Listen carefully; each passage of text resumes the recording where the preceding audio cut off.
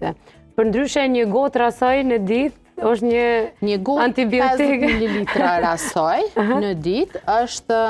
sasia e probiotikëve që ndoshta referohet kur kemi dim që e kemi dëmtu florën ose zorën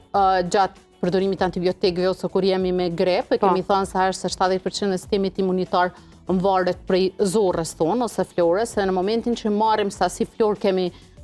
krejt organizmin, në momentin që marrim probiotik sa na duhet, për shembull 50 ml ka probiotik mjaftueshëm për fëmijë, 100 ml ka sasi probiotikëve të mjaftueshëm për tritun. Kështu që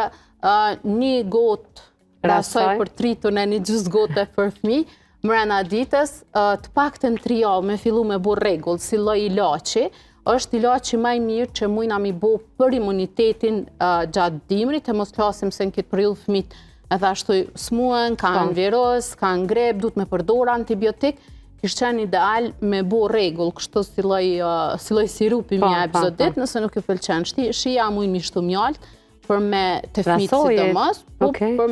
për me rregullu shijen, nëse s'ka shumë grip, ishton mjalt të fëmijët për me javë rregullu shijen edhe me javë neutralizu